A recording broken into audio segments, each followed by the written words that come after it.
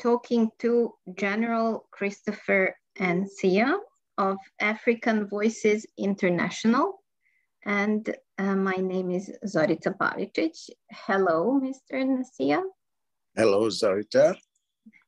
Thank you very much for being here with me today and to share your views. And we are recording this dialogue to be uploaded on the YouTube channel of African Voices International. Thank you for having me. So we are having this conversation on Easter Sunday, 17th April, 2022. And in a way it's symbolic since Easter signifies new beginnings and new hopes. And our topic for today is the need for an equitable global environment. First of all, could you explain, please, what do we mean by the global anatomy? My understanding of the global anatomy is the structural organization of the world and its parts, different continents, different countries, the environment, and how it's all related to each other. How the different continents and countries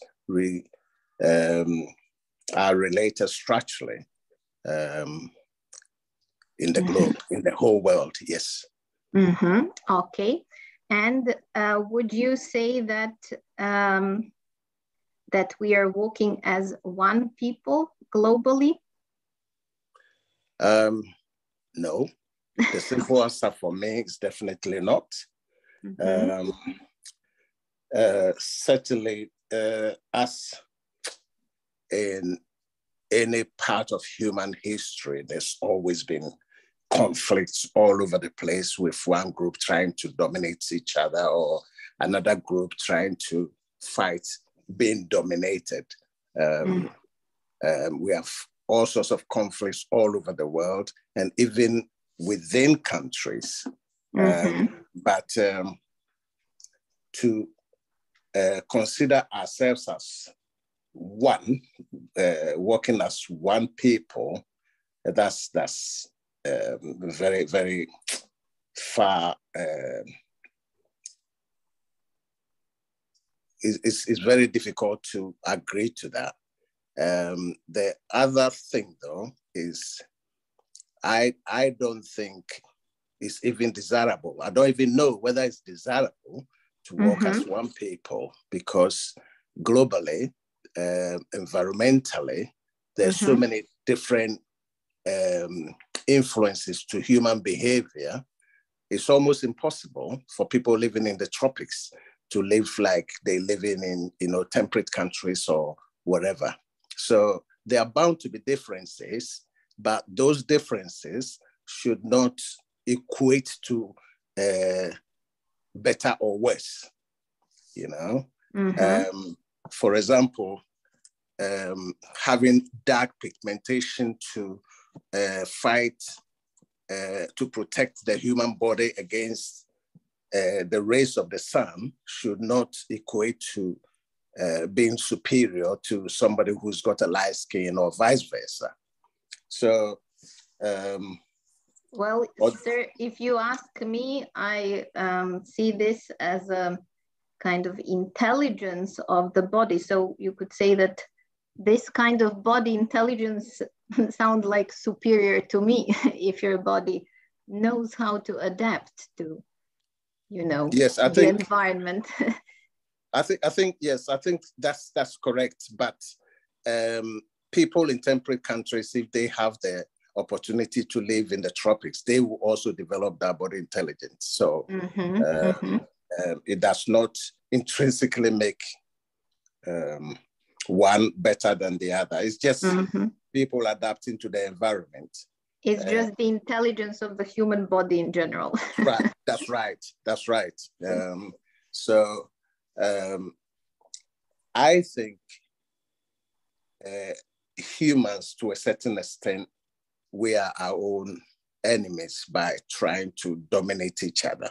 But if we try and concentrate or work collectively to pull our resources according to our various specialisms. For example, somebody using the manolin to beat the heat, and somebody using animal fur to develop animal fur to protect against the cold. You combine the two, you have the intelligence of living in whether the temperate or tropics, without having any problems. And that's what it is now. Africans move to, Norway and live there, no problem. Norwegians move to Africa and, adapt because we are cooperating. And our differences will actually make us stronger. Our differences will actually make us stronger. And in fact, a lot of the conflicts that's occurred in human history culminated in the United Nations coming together to try and develop some kind of maintain international peace and security, develop friendly relations among nations, achieve international cooperation, and be a center for harmonizing the actions of nations. So even though we are different, we are capable of cooperating to be the same in terms of rights. When it comes to rights that we develop for humans, we are capable of cooperating for us to make sure everybody is entitled to the same. And you mentioned more than once that this is our nature as human beings to be in some kind of struggle and conflict and so on. What do you think? Where do you think the reason for this lies, or is this what is crushing the unity amongst us, or how do you see this? This is a very difficult question because from the human perspective, I don't think we have been unified at any time in human history. The causes are many. The causes are probably even conflict of interest, where one group wants to develop at the expense of the other. And it's only when that happens, it's only a matter of time that the dominated begin to reassert themselves to try and claim their birthright, as it were. And we saw it in independent struggles all over the world. We saw it through the domination of Africa by Europe, through different freedom fighters and different, coalitions to try and fight for independence. So the need for humans to develop also has some kind of risk that they would try to develop. Human beings tend to develop at the expense of other human beings. And those who are being exploited also have the right to reassert their birthright. So it is difficult because somebody's food is somebody's poison, as it were. Yeah. And where humans are intelligent, they are able to come together and cooperate and reach some kind of compromise and coexist in a way that conflict situations don't allow us to. But do you think that this has to do with intelligence? Yes, to a certain extent, yes, because if you are intelligent, you are able to communicate properly with your neighbors, to articulate what your needs are, and for your neighbors to articulate their needs, and for both of you to sit down and work together what you think the compromises could be. Without intelligence, you just resort to brute force, and the stronger will always win, but the stronger is not always right. Yes, I agree. So that's why we need intelligence to intervene, to try and work things out so that everybody's interest is taken into account. After all, we are in a very pluralist world, and the world is a big place. There's so many resources in the world, and if humans exercise intelligence in a very good way, most conflicts can be avoided. Yet somehow it seems to me that actually maybe it depends on how we define intelligence, but that's true. Yes, most of these nations, let's say that were big colonial powers, I cannot say that they did not have intelligence, but they still had this need, urge, whatever, to dominate others. So somehow it seems to me that it's emotional or social intelligence that, or some kind of spiritual intelligence, that comes into play here. I think it's more of might being right. If you are strong, physically, it's a bit of like survival of the fittest. If you can bully your next door neighbor, whether they are right or wrong, you can take them over. And if you take them over, it does not necessarily mean the solution is going to be better. Libya is a good example, being taken over, being forced to surrender, the leader killed, but the result, I don't think, is better than what was there before. So even if the status quo is not correct and you want to correct it, you still need intelligence to work out, the change properly. Otherwise, you can destroy what's there. It's very easy to destroy, but it's not easy to build, a viable alternative. So where Europeans use their might to bully Africa and, take over different countries and split the, continent into their spheres of influence and colonized it, they did a lot of damage. And we are still trying to repair it. We are still trying to repair the damage now, but they've got the world stretches. This is where sometimes the United Nations needs to be reformed, because the strong countries, the so-called developed world, is still dictating what goes on in the United Nations, even though it's a nation, it's an organization of states where, by right, each state should have the same vote. Do you see a way in which it would be possible to incorporate these kinds of values into what we call modern society, urban societies? And I think in Africa we can still, fortunately, you have a lot of these communities and tribal life. Yes.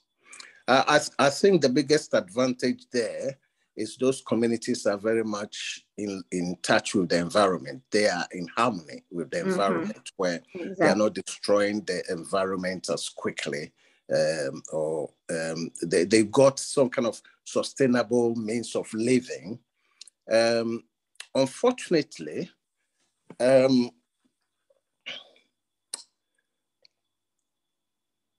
capital capital is moving all over the world, and capital will move wherever it can make profits. Yes. So, and where machines are incorporated in production, human labor cannot compete. So where you employ like mechanized farming to subsistence farming, it's always going to be very difficult for those who are practicing subsistence farming to make money. Whereas in the same domain, if it's not planned properly, what will happen is the mechanized farmers will very quickly gobble up those who are using just, human labor. There's a balance that can be struck, though. That's where human intelligence come in. There could always be a balance. There could always be a balance in the global anatomy in deciding which areas should be kept as green areas or protected areas. Like every country, for example, can have its own green areas where mechanized farming is not allowed or something. Or you can have where the wilderness could be kept as human leisure, for example, that nobody is allowed to cut the trees or destroy anything there. Just keep it, But this requires a lot of human intelligence, and it requires a lot of, funny enough, scientific basis for calculating this kind of things. And so it's not whether, the way I think about it, the way forward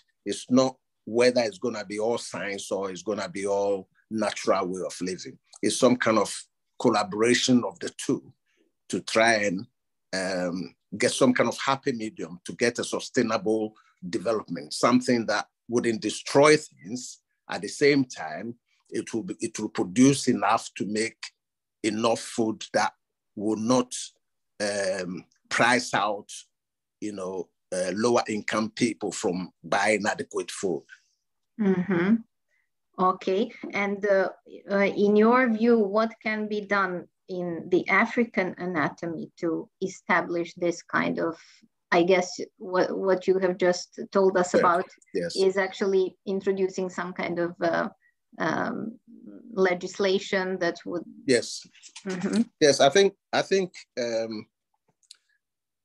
in the African anatomy, I think the need to incorporate scientific methods in agriculture is necessary.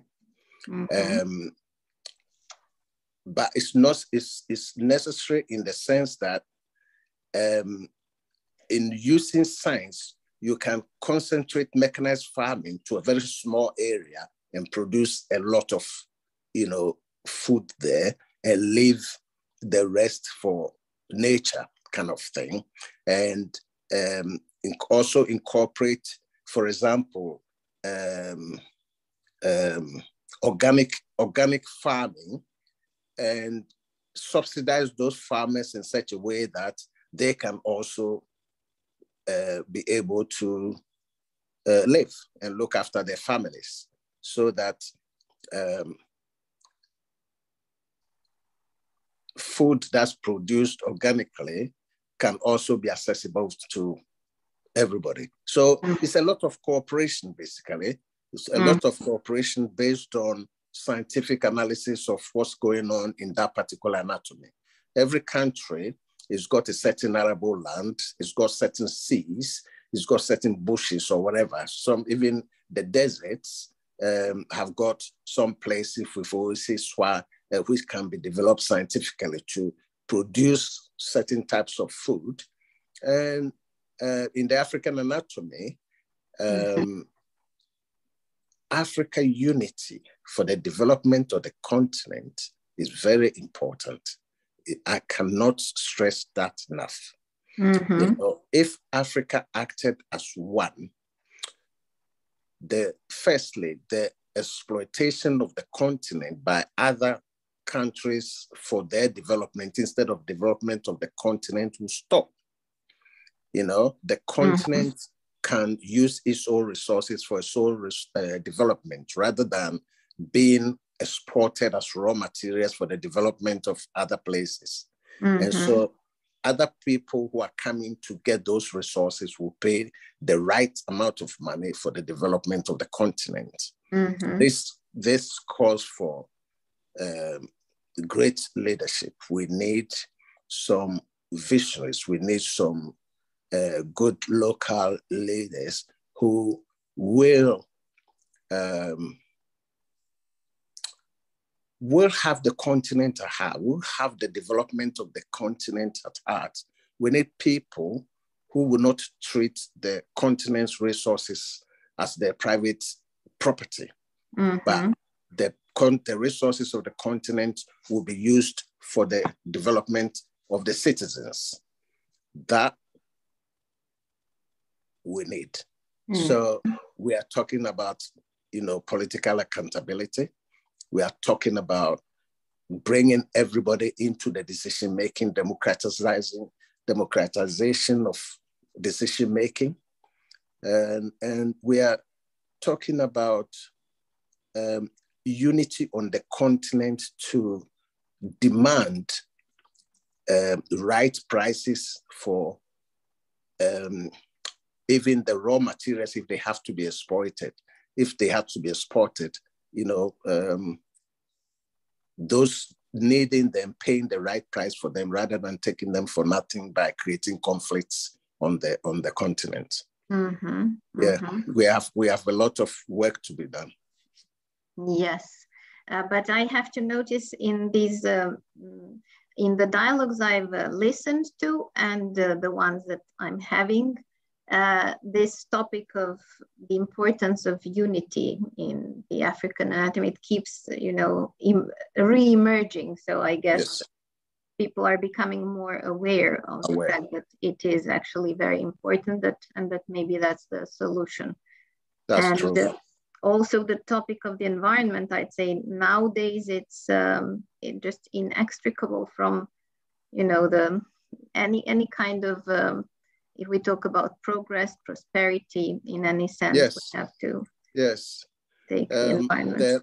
There are a lot of polluted environments on the continent simply because it's been exploited by people who don't live on the continent. It's been exploited for the development of other countries and other continents. Makes sense. That's right. So the unity of the country, of the continent, would bring us inwards a little bit, make us care more about what we do on the continent and create Africa solutions for African problems. Okay. And what role do you think education plays in these changes?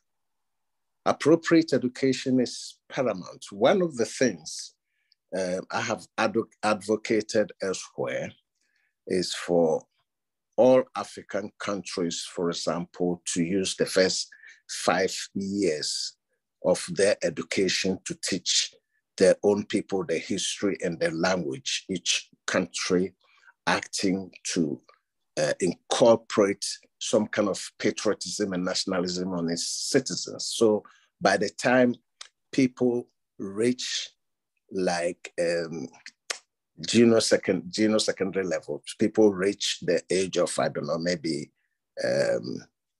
10 or 11, they are aware of the history. They know about their relation between their continent and the relation between their country and the continent they are on, rather than what is happening now, where a lot of the history, geography, and even literature learned on the continent are those of the dominating or colonial ex-colonies, rather than our own countries on the continent. We need to inculcate some kind of Africanness in ourselves before we study other people's things. It's to me, to my mind, it's just back to front. Yes, definitely. Yeah, we should start with ourselves and teach our children our language, how to read and write our own language. It doesn't matter how many there are. Every area should do their own, so that when you meet an African, he knows it's an African first before it's English or French or Portuguese or whatever. And that will make a lot of difference. Appropriate education. And also when it comes to environmental studies and things, we need to know about what's going on in our immediate, even history, you know. A lot of African countries know a lot about European history and very little about African history. And that's not correct. So education, while very important, needs to be appropriate. Yes, it's definitely maybe like the first step to, the first thing to make sure is happening if you want to introduce any changes or to see any changes. Okay, so is there anything else that you would like to add that I haven't asked on our topic of? I just think in 1963, the Organization of African Unity started to seriously think about unifying the country, and we're still struggling.